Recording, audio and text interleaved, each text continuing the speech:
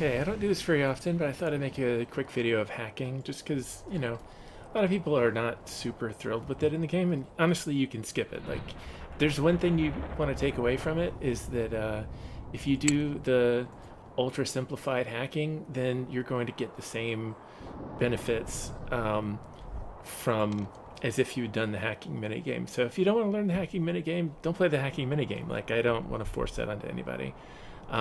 This is on normal and hard. If you go into extreme or misery, then it makes you play it. But that's mainly because of the strategic side of it that's there. So if I engage with this mech here, I'm going to hack it. So if I was to do the quick hack, then it will cost me 20 determination. Key thing, if I do the full hack, it's still going to cost me determination to hack this mech, to get the take it for myself, and get the mech belonging to me as a captured unit. But it'll only cost me 16 hacking determination rather than 20, so I get a little bit of a discount, which I'd forgotten about until today. I was reminded of that on Discord today by Bath. I think that's how you say their name. But also, if their hacking skill here, which is right here, is 582. If that was lower than the resistance of the target, which it's not, it's higher right now, it's 300. But let's say that I had a hacking skill of 150 instead of 300, then the cost of this would be 40, not 20, so it'd be doubled. And doing the full hack, I would still be paying 16, even if it was, if I was, half the hacker skill level. However, the hacking minigame itself would be full with way more walls, have way more demons in it, and so forth. So, all right, let's just get into it. So there is a hacking tutorial. It says, like, hover here, this is your stuff to do. Honestly, this is a very simplified version of it. So this is my shard down here. I'm able to move it around in straight angles anywhere I want to, with some reservations. I can't jump over the walls unless I actually do a jump. This is a run normally, so it'll be blocked anywhere that there is a darkened cell, and it'll show you that it's blocked by having this red border. So I can't go that far, but I can go like this. I can go here, but not here. I can, the demons are going to move into any of these cells that have a red border around them. If I'm moving to any cell that doesn't have a red border, they're not going to kill me this turn. But I can just kind of run around indefinitely that way. There are two of me. There's two shards, and I can move both of them. My goal right now is to get this leaf node and corrupt it, which I can do really simply from here. Anytime you are going to move and you see it go blue like this, you can see right next to the mouse cursor it says this is going to split.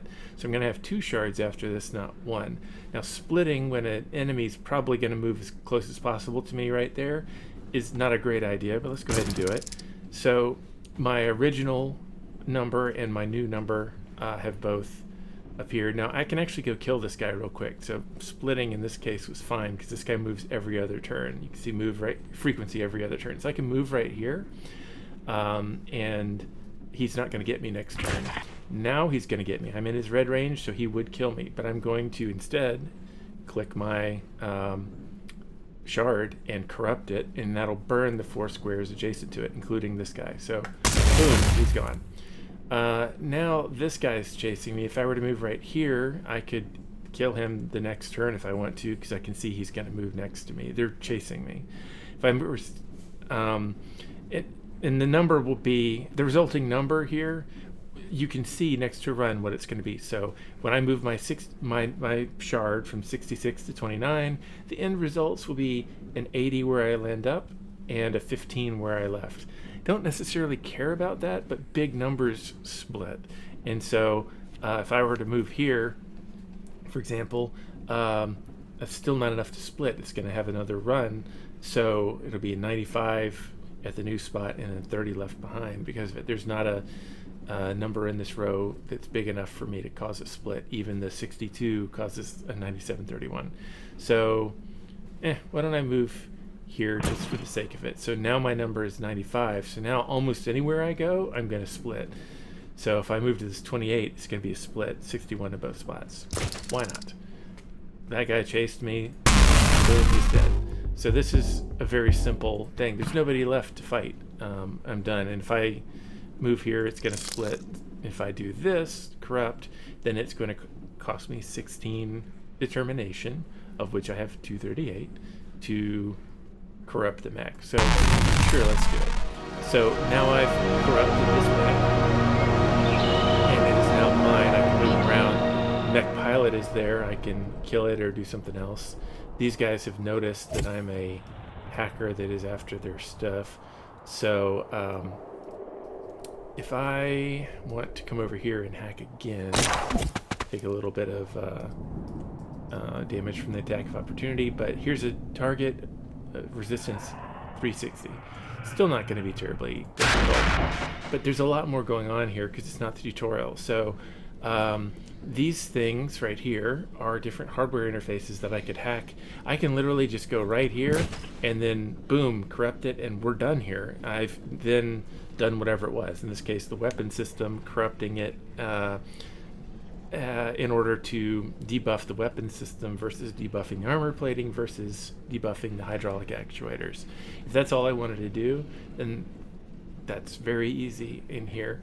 But there are these defensive or offensive, depending on how you want to look at it, demons that are trying to stop me from winning. There's also a lot more walls than before. So there's this bomb, there's a Nath, which is the easiest ones, there's a code priest, and there's a recursive loop here. The recursive loop, when I kill it, will make a copy of itself. Code priest, if it kills one of my shards, it wololos me and makes another shard. So I really don't want to get hit by the code priest. The bomb is actually very interesting because when it dies, it causes a larger explosion, and that actually can take out other enemies. So main thing is don't get caught by the code priest. Do make sure that you're killing some of these other ones. So I split myself here. I can run around just to let them get a little bit closer. And all right, I want to be next to where they're both going to be next turn. So I could split. I'm actually going to make sure that the recursive loop doesn't get me here, not because it matters really, but because I don't feel like it. Sorry, let's get the bomb. Okay, that's not close enough to get the Nath, but that's fine. If I stay here, this recursive loop will get that unit next turn. I'm going to bring it up here. Get the Nath only. And I'm just kind of moving around. I'm not paying huge amounts of attention. I am going to split, and then I'm just going to move. I'm going to do a jump. If I do a jump, then it will... I'm not going to do a jump, am I? It will exchange with the number that you're looking at. You can go over walls. I'll do a jump down to here just to get away, because I want this guy to lead them into traps, and I can't do that if I have to worry about two of them at once. So I'm just moving out of the red range, and now I can kill the code priest, which is the one I was worried about, because I don't want it making copies. Okay, now it's just me and the recursive loop. So at this point, I just want to find the biggest green number I can and run to it. That's it. And then in this row, I can't run past this, right? And if I jump, then I don't get the bonus. So I'll go here, which is not the highest, but I want to go to the 56 after that. Okay, and now if I were to stay there, not only would I lose, but it would make a copy. If I were to split here, then I won't lose, but it'll make a copy. Actually, it won't make a copy. This is not a code priest. What am I talking about? I'll just go right there. It does... Oh, yeah, that's right. It duplicates itself every time it eats a shard. That's fine. The code priest makes another daemon of some random sort. The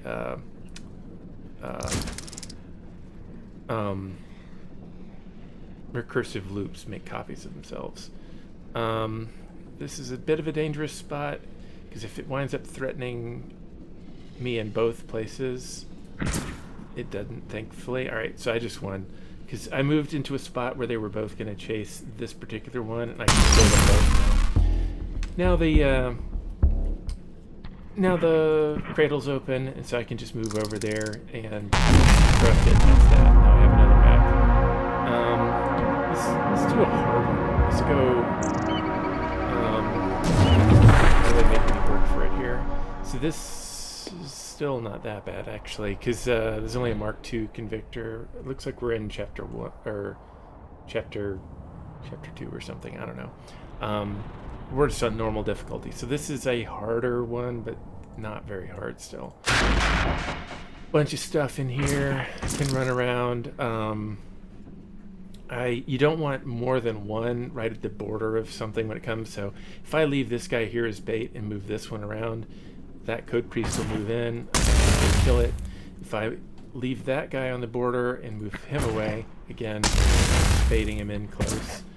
I can't offensively kill one of those guys, an enemy, if I only have one shard, so I need to split. Now I can just move away.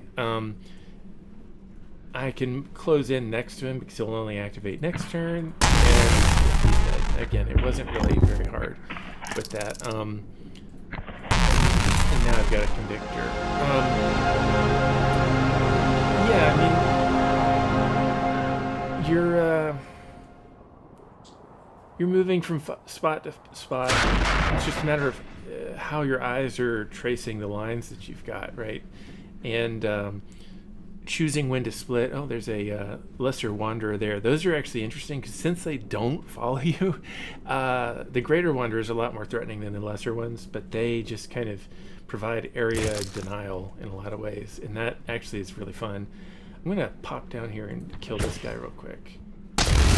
And I'm not going to be able to get to that. If I move here, he's going to kill me next turn unless I run. So I'm forcing myself to run if I were to try and approach him. So I'm going to go ahead and run in advance.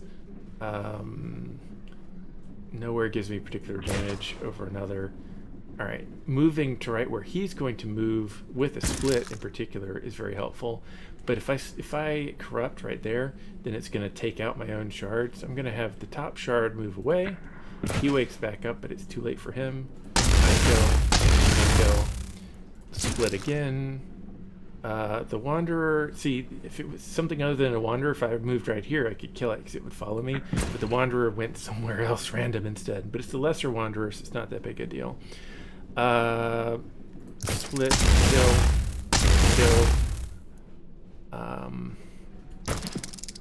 When you have the rhythm of it, it really does make you look a bit like a wizard when you're playing it.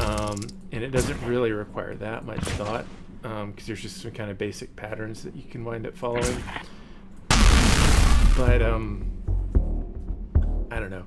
Hopefully this is of some use, showing kind of the thought process behind it at least. Maybe I'll do something else. Well, I want mech. So now that one's mine too. For everything else, there is complexity accessibility. Turn on ultra simplified hacking unless you're going into extreme mode or higher. You know, you don't have to worry about this at all.